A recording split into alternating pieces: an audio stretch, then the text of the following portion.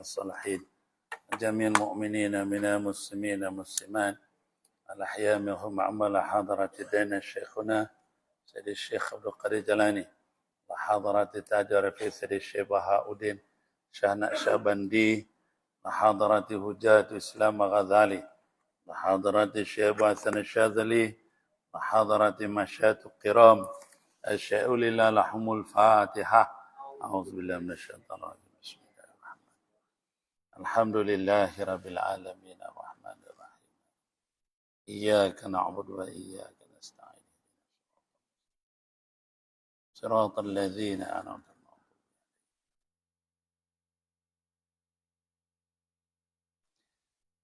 الحمد لله رب العالمين والصلاة والسلام على أشرف الأنبياء والمرسلين وعلى آله وصحبه أجمعين.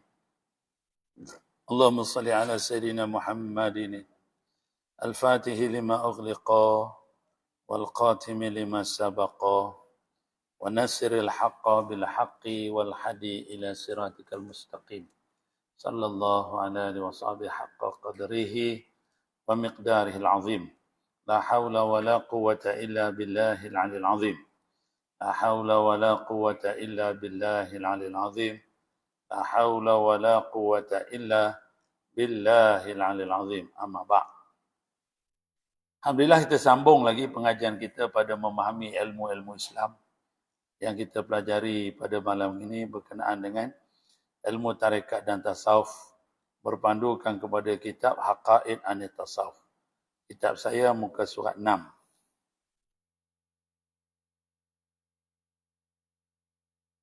Bismillahirrahmanirrahim. Qala Sayyid Syekh Abdul Qadir rahimahullah ta'ala wa naf'ana bihi wa bi'ulumihi wa bikum fid daraini amin. Dalam buku Qawaid Anit Tasawuf, kaedah-kaedah ilmu tasawuf, Syekh Ahmad Zarruq rahimahullah ta'ala mengatakan bahawa kata ataupun perkataan tasawuf telah didefinisikan dan ditafsirkan dari berbagai aspek sehingga mencapai sekitar 2000 definition, 2000 huraian. Perkataan tasawuf itu saja. Semua itu disebabkan kerana ketulusan untuk menghadapkan diri kepada Allah yang dapat dicapai dengan berbagai-bagai cara. Menurut Syekh Abdul Qadir, tiang penyangga tasawuf adalah penyucian hati dari kekotoran harta benda. Dan asasnya adalah hubungan manusia dengan Sang Pencipta yang agung, iaitu Allah Ta'ala. Sufi adalah orang yang hati dan perhubungannya suci murni hanya untuk Allah, sehingga Allah memberinya karamah. Jadi orang yang dikatakan sufi, yang dikatakan tasawuf, adalah orang yang nak mendekatkan diri dengan Allah SWT dan adalah orang yang membersihkan hatinya daripada segala sifat-sifat jahat ataupun sifat-sifat mazmumah. Akar kata tasawuf, muka surat 7. Terdapat bermacam-macam pendapat mengenai punca perkataan tasawuf ni tadi. Ada yang mengatakan bahawa perkataan tasawuf berasal daripada kata sufah, kain dari bulu. Dinamakan demikian kerana kepasrahan seorang sufi kepada Allah ibarat kain bulu yang dibentangkan. Ada juga orang mengatakan sufah ni daripada perkataan tentang kain bulu. Ada yang berpendapat pula bahawa perkataan tasawuf berasal dari kata sifah ataupun sifat, sebab seorang sufi adalah orang yang menghiasi diri dengan segala sifat yang terpuji dan meninggalkan setiap sifat yang tercela. Itu bila dia sebut sufi tu.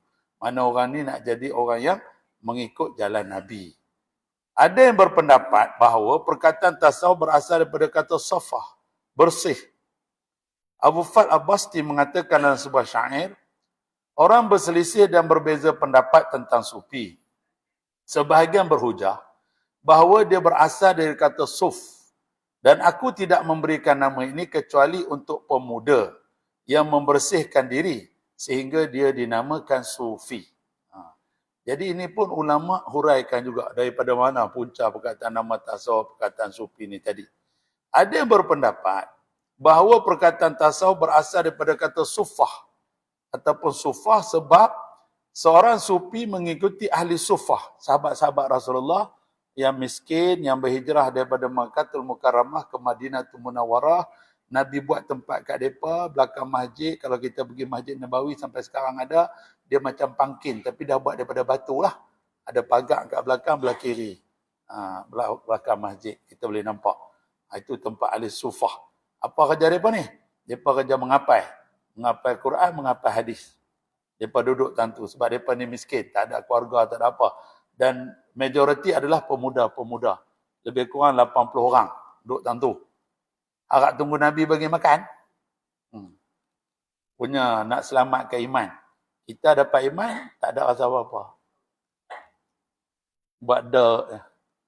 Sahabat Nabi, kena bunuh, kena seksa, kena dera. Tak? Cabut lari. Jadi kita kena fikir benda tu. Itu dipanggil sufah tu tadi. Ya? Sebab seorang sufi mengikuti ahli sufah dan sifat yang telah ditetapkan oleh Allah bagi mereka, sebagaimana dalam firman-Nya suratul Kahfi, dan bersabarlah engkau bersama orang-orang yang menyeru Tuhan mereka. Jadi Allah perintahkan kepada Rasulullah SAW bersabar dengan sahabat-sahabat yang sama-sama duduk berzikir Allah, menghafal Quran, dan menghafal hadis Nabi. Dan ahli sufah adalah generasi pertama kalangan sufi. Potret kehidupan mereka dalam menjalankan ibadah dengan penuh keikhlasan, muka surat 7, telah menjadi teladan utama bagi generasi sufi pada masa-masa berikutnya. Jadi, benda ni, sejarah Islam ni kita kena baca dekat anak cucu. Kita duduk rumah, jangan kita tak baca dekat anak cucu. Ya, sejarah Islam ni tadi. Punca kedatangan agama ni lagu mana? Macam mana kehidupan Nabi, kehidupan sahabat. Apa aktiviti mereka tiap-tiap hari? Main game ke? Main Facebook ke? Gebang kedai kopi ke? Jadi kita kena tahu history, sejarah kehidupan Rasulullah sallallahu alaihi wasallam yang macam mana dia bawa Islam tu sampai kat kita. Baru kita naik semangat. Kalau tidak kita tak tahu jom bangkai. Lepas itu kita benci pula ke agama ni secara tak sedar. Dia tak benci secara direct, tapi cara tak sedar dia membenci agama sebab dia tak tahu itu adalah pekerjaan agama. Punca tak pergi belajar. Malas, berasa dah pandai. Ini penyakit lah. Sebab itu orang Islam jadi lemah. Ya? Sebab tak ada ilmu. Dan tak beramal dengan ilmu. Imam Al-Khushairi berpendapat bahawa akar kata tasawuf adalah kata safwah. Orang pilihan ataupun orang suci. Di samping itu, ada yang berpendapat bahawa kata tasawuf berasal dari kata saf. Seolah-olah para sufi berada di saf pertama dalam menghadapkan diri kepada Allah dan berlomba-lomba untuk melakukan ketaatan. Itu memang aktiviti sahabat Rasulullah. Sebab itu kalau kita baca sejarah sahabat Rasulullah ni, memang pelik-pelik. Memang perangai mereka ni orang kata gila. Sebab mereka sangat taksub kepada Allah Ta'ala, kepada Rasulullah. Memang luar biasa. Jadi sebab itu kehidupan mereka tak sama dengan kehidupan kita. Kita mementingkan dunia. Sahabat Nabi mementingkan akhirat. Lain. Tapi mereka membangunkan dunia juga. Kita ni kalau dah bangunkan dunia, semayang benda apa benda. Duk selesai kerja tentu. Beza dengan sahabat Nabi. Ya? Sebab itu kena tunjuk filem The Message dekat anak cucu ni. Filem lama dah. 1976-79. Kena tunjuk kat anak cucu. Sebenarnya kehidupan Rasulullah tu lagu mana. Supaya dia faham. Dia faham. Jiwa dia mengerti. Sebab benda ni susah. Cerita pun bukan boleh faham. Dia tengok gambar, ada reti sikit lah. Dia tengok gambar, dia reti. Sebahagian kalangan ulama' pula mengatakan bahawa perkataan tasawuf dinisbahkan kepada kain wool, kain bulu yang kasar, rasus al-kashi, sebab para sufi sangat gemar memakainya sebagai simbol zuhud dan kehidupan yang keras. Sebab Rasulullah SAW pakai. Pakai baju bulu ni tadi. Sebab zaman guh dulu, kain ni payah, kain ni susah. Jadi kalau pakai kain bulu ni memang orang miskin lah. Sebab tak mampu nak beli. Nak beli kain tu tak mampu. Punya dahsyatnya kehidupan 1400 tahun dulu. Jadi sebab itu, Nabi pun pakai lagu tu ya. Rumah Nabi bukannya ada almari. Mana ada almari baju. Nabi bukan macam kita baju melambat-lambat. Baju Melayu tu lepas pun tak pakai. Dah beli baju raya baru. Nampak tak? Nabi tak ada lagu tu. Jadi kehidupan memang berbeza.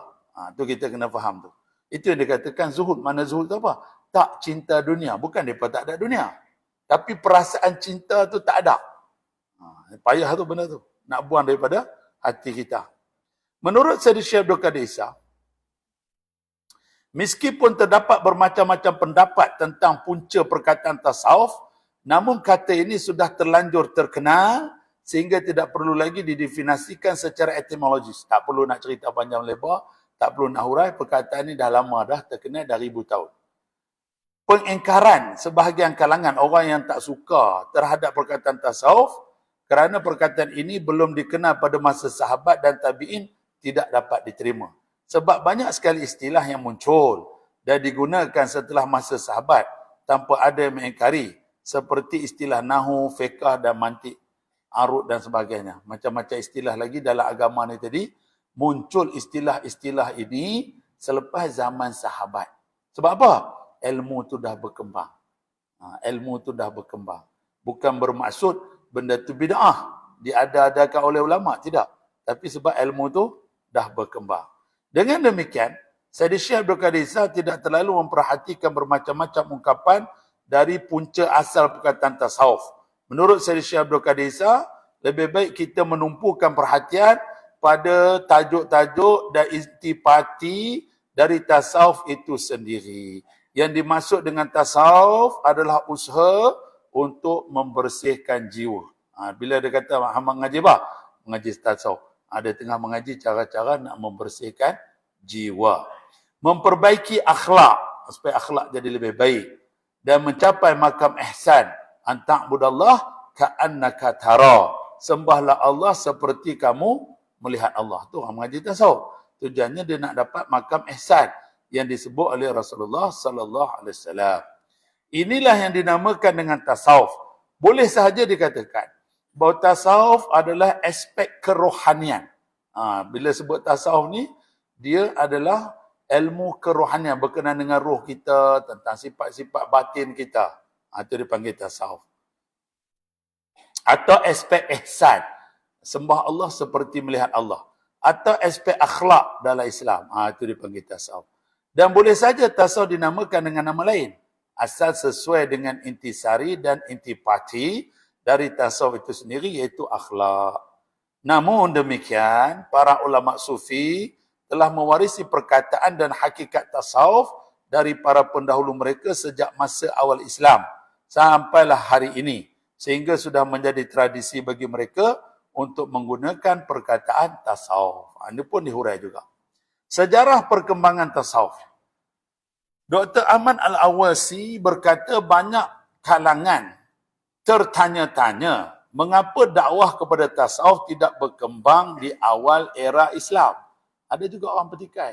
Kenapa zaman sahabat tak ada tarekat, tak ada tasawuf? Orang duk tanya ni. Orang tanya tu, dia bukan tanya dia nakkan ilmu. Dia tanya tu nak tuduh puak ni bid'ah.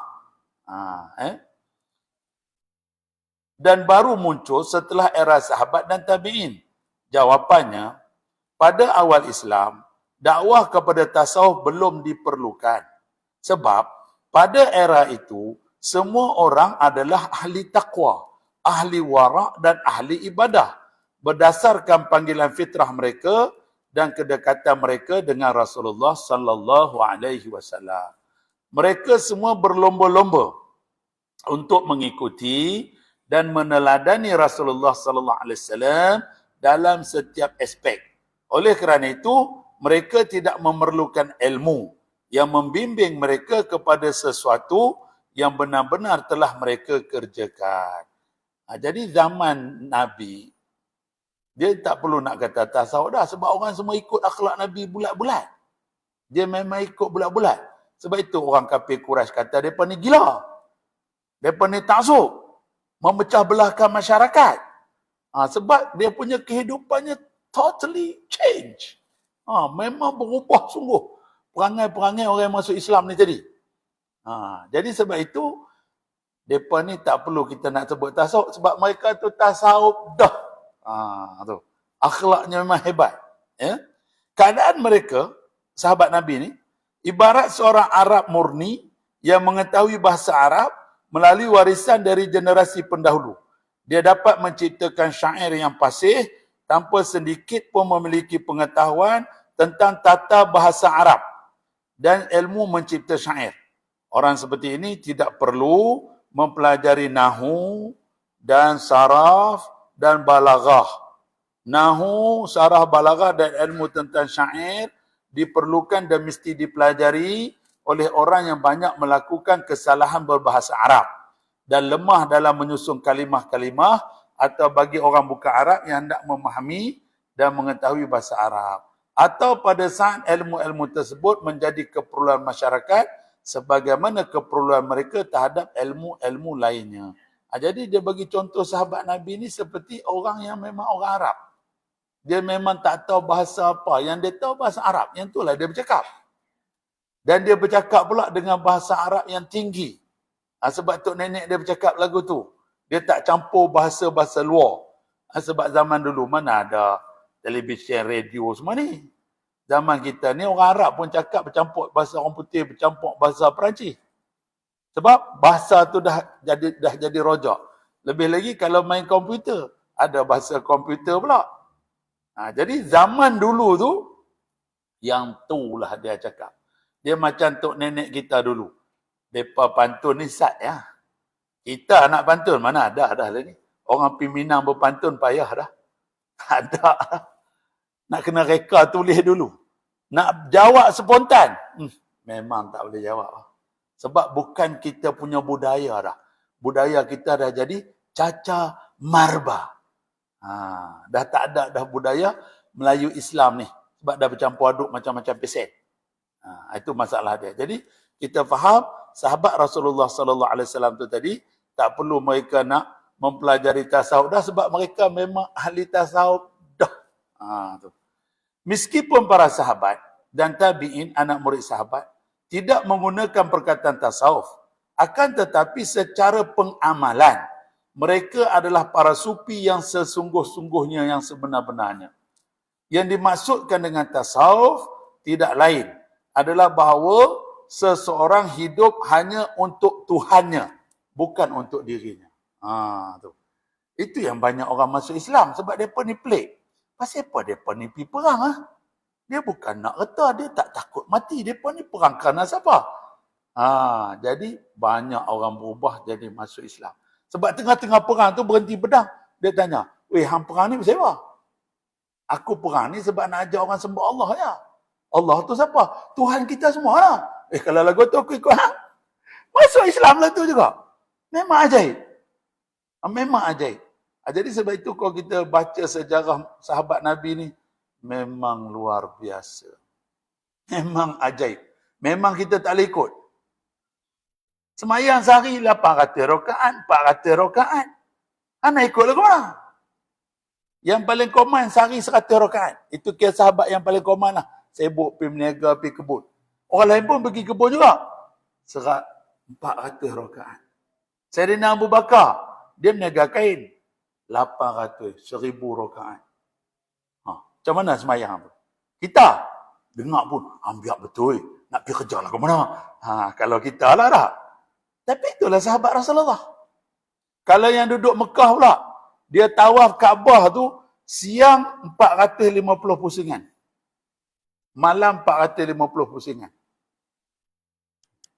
Pusing tu, kira 400. Pusing 7 kali pun kematu kaki dah. 7 kali dipanggil satu tawaf. Mereka tawaf 70 kali. 7 kali 7, 450 pusingan. Try lah. Try. Tu sahabat yang duduk Mekah. Yang duduk Madinah tu lah tadi. Semayangnya tiap-tiap hari. Konsisten, istiqamah tu. Kalau yang 400, 400 rakaat. Kalau yang 800, 800 rakaat. Macam mana tu? Kehidupan mereka. Tapi mereka hidup. Makan, minum, anak, bini. Pergi kebun, panjat buah pokok kurma. Jangan-jangan kerja macam kita juga. Sama ya. Tapi beragama mereka itu. Kat situ yang ajaib. Nampak tak? Yang sekolah ada juga sekolah. Yang nak mengajar budak-budak ada juga. Sama je. Kan apa bezanya. Tapi keyakinan mereka, makrifat mereka kepada Allah, kepada Rasulullah ni luar biasa. Sebab itu Kita kena faham baik-baik.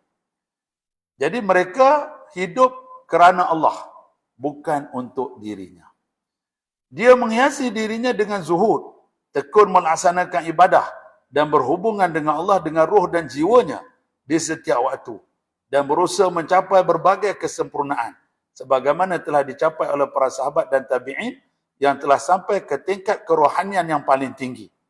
Para sahabat tidak hanya sekadar mengikrarkan iman dan menjalankan kewajipan-kewajipan semaya 5 waktu, akan tetapi mereka menyertai ikrar iman tersebut dengan perasaan, menambah kewajipan-kewajipan dengan amalan-amalan sunnah dan menghindari yang makruh di samping yang haram, sehingga mata hati mereka bersinar, butiran-butiran hikmah terpancar dari nurani mereka dan rahsia-rahsia ketuhanan melimpah di dalam jiwa mereka.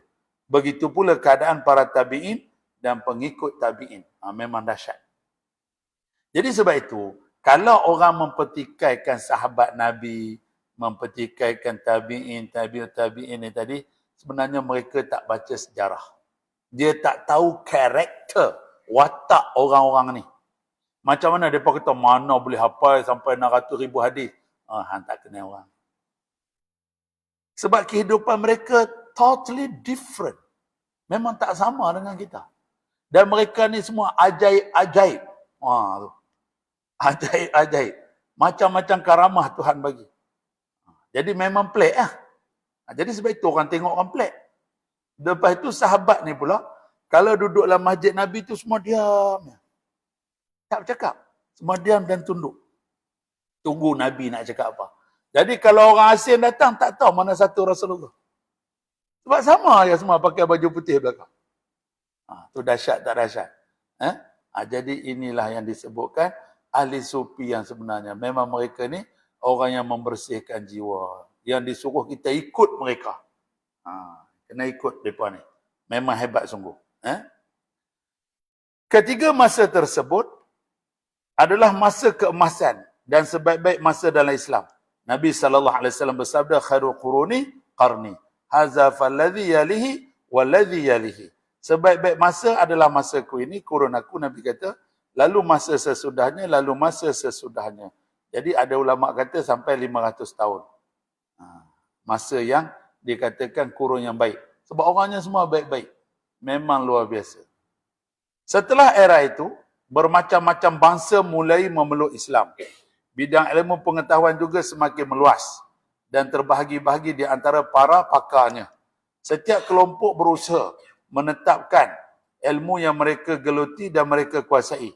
Setelah penetapan ilmu nahu di awal era Islam, muncullah ilmu fiqh, ilmu tauhid, ilmu hadis, ilmu usul fiqh, ilmu faraid dan ilmu-ilmu lainnya. Jadi ilmu tu berkembang sebab apa? Ramai dah orang. Lepas tu Quran ni tadi telah ditafsirkan oleh para sahabat. Macam mana nak faham? Jadi kemudian dibukukan pula. Jadi nampaklah hebatnya agama ni tadi. Setelah peringkat ini, selepas habis zaman tabi'in, lepas 300-400 tahun, pengaruh kerohanian Islam sedikit demi sedikit melemah. Manusia mulai lupa akan pentingnya bertagharub, mendekatkan diri kepada Allah melalui ibadah, hati dan keazaman. Hal inilah yang mendorong ahli zuhud untuk menetapkan ilmu tasawuf serta menerangkan kemuliaan dan keutamaannya di antara ilmu-ilmu lainnya. Para zahid tidak melakukan itu sebagai tindak balas atas apa yang dilakukan oleh kalangan ulama lain terhadap ilmu-ilmu mereka, sebagaimana dihujahkan oleh sebahagian kalangan orientalis. Namun mereka melakukan itu untuk menutupi kekurangan dan menyempurnakan agama dari segala aspeknya. Dan hal tersebut adalah suatu kemestian demi terwujudnya sikap saling menolong dalam kebajikan dan ketakwaan. Jadi ulama-ulama ni tadi tulis ilmu-ilmu ni tadi dalam kitab ni tadi sebab apa? Supaya ilmu ni tak hilang. Sebab manusia ni sifatnya pelupa. Ya, bukan semua orang kuat ingatan. Jadi ditulislah ilmu ni. Jadi sebab tu ilmu tu semua ada kitab-kitab dia. Para sufi generasi pertama telah membangunkan asas tarekat mereka berdasarkan ilmu yang mereka ambil dari para ulama yang terpercaya sebagaimana terdapat dalam sejarah Islam.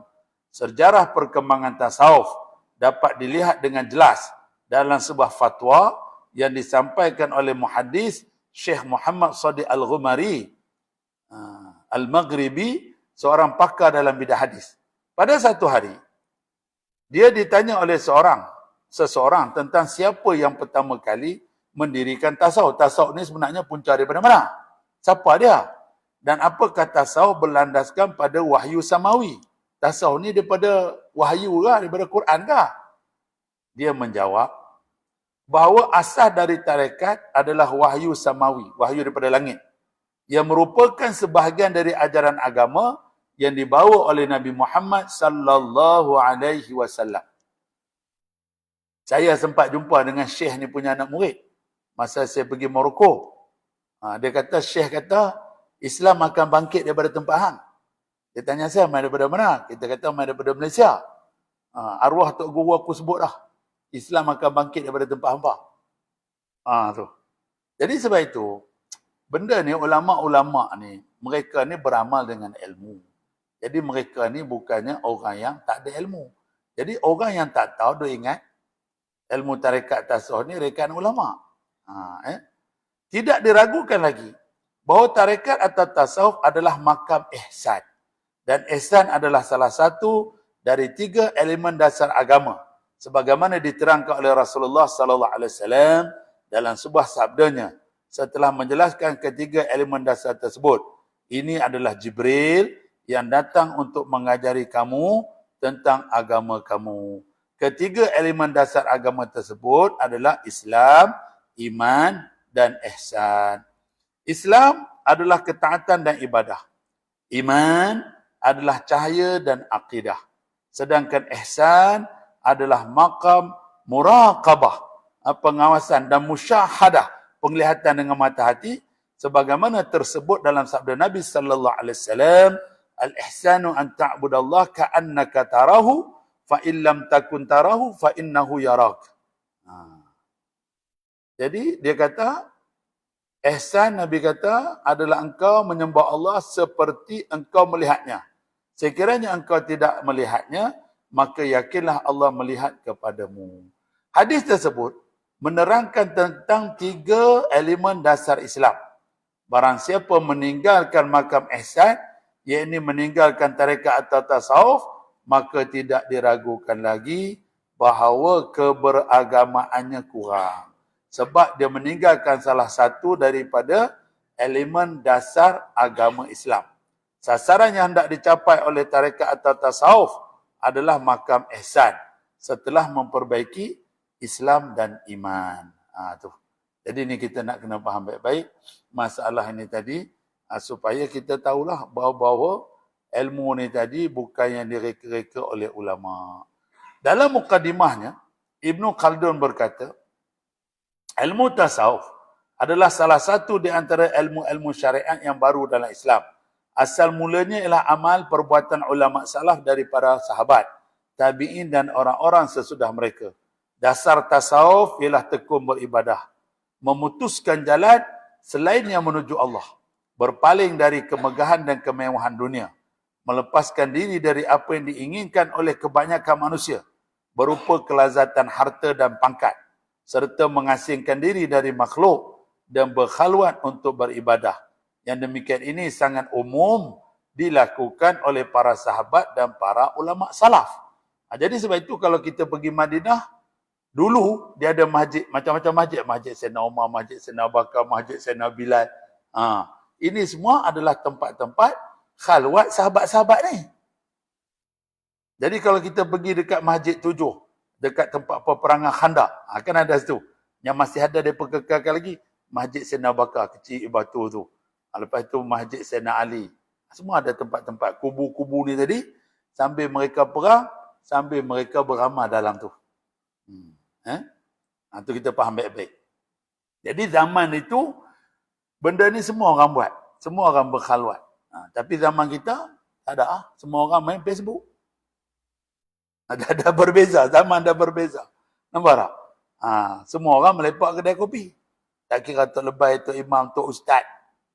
Adakah berbeza? Zaman dah berbeza. Tak boleh nak buat apa dah.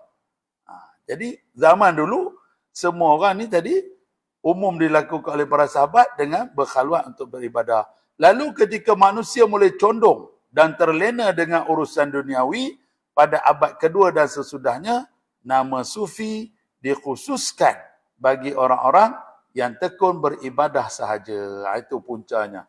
Sebab apa kata Ibn Khaldun? Sebab orang-orang ni dah berubah. Dah beralih. Dah tak beramal ibadat. Jadi ulama-ulama ni menghidupkan balik amalan ini. Penggalan terakhir, kenyataan Ibn Khaldun di atas menyatakan bahawa munculnya tasawuf dan sufi merupakan kesan dari terlenanya umat dengan urusan duniawi pada abad kedua Hijrah. Oleh sebab itu, wajar jika orang-orang yang tekun beribadah ketika itu mengambil sebuah nama untuk membezakan diri mereka dari kebanyakan orang yang terlena dengan urusan duniawi yang fana itu. Itu dia. Jadi sebab itu punca dia tadi ada sebab musabab dia. Dalam kitabnya Al-Intisal li Tariq As-Sufiyah dari Syekh Muhammad Shadiq Al-Ghumari mengatakan bahawa pendapat Ibn Khaldun mengenai sejarah munculnya tasawuf ini diperkuat oleh pendapat disampaikan oleh Al-Kindi dalam kitab Ulad Al-Misri dalam pembahasan mengenai peristiwa-peristiwa yang terjadi pada tahun 200 Hijrah. Pada waktu itu di kota Iskandariah muncul sekelompok orang yang dinamakan dengan kelompok Sufi yang menyeru kepada kebaikan. Selain itu, pendapat Ibn Khaldun di atas juga diperkuat dengan pendapat Al-Maqsudi dalam kitab Muruj Al-Zahab. Al-Maqsudi meriwayatkan daripada Yahya Ibn Aqsam bahawa pada suatu hari Khalifah Ma'mun sedang duduk di istana ketika Ali Ibn Saleh masuk sambil berkata, "Wahai Amirul Mukminin, ada seorang laki-laki di luar. Dia memakai pakaian putih yang kasar dan memohon untuk bertemu denganmu untuk membincangkan sesuatu. Dan setahuku dia berasal dari kalangan Sufi." Kedua cerita di atas memperkuat kenyataan Ibn Khaldun seputar sejarah awal, perkembangan dan pertumbuhan tasawuf. Wallahu a'lam. Jadi itu kita takmalan ni. Jadi kita lihat bahawa maknanya mula tasawuf ni sebab apa dia perkataan tasawuf punca daripada mana. Jadi buku ni sangat baguslah. Jadi kalau orang tanya kita senang kita nak jawab. Wallahu a'lam. Habis. Ada soalan?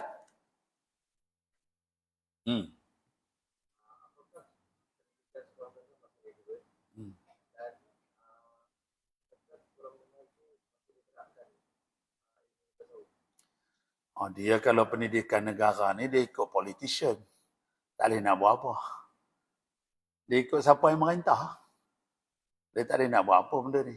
Jadi sebab itu kita sendirilah kena mengajar anak-anak kita ni tadi. Kalau nak harap dia belajar kat sekolah, tak boleh pergi. Dia sebab apa? Ikut siapa merintah. Kalau merintah liberal, liberal lah. Merintah nak cari duit lah cerita dia. Merintah nak sains teknologi lah. Dia tak boleh nak buat apa benda tu. Jadi kita sendiri yang kena ada kesedaran, baru boleh. Sebab apa sepatutnya di sekolah kita, dia kena belajar kitab Ihya Ulumuddin ni. Form 1 sampai Form 5. Baru jadi power. Tapi siapa nak ajar? Sebab orang dia ingat benda tu agama. Sebab orang dah memisahkan agama dengan kehidupan. Nampak tak? Jadi ni jadi masalah dia. Jadi bila ustaz datang, dia pun cabut lari. Dia ambil lukisan. Nampak lagu. Tak boleh nak buat apa. Wallahu a'lam. Habis. Ada soalan lain? Al-Fatihah. A'udzubillah minasyaitanir rajim. Bismillahirrahmanirrahim. Alhamdulillah rabbil alamin. Iyyaka na'budu wa iyyaka nasta'in. Ihdinas siratal mustaqim. Siratal ladzina an'amta 'alaihim ghairil maghdubi 'alaihim. Amin. Bismillahirrahmanirrahim. Allahumma salli 'ala Al-Fatih lima ughliqa khatim. والناصر الحق بالحق صلى الله عليه وسلم.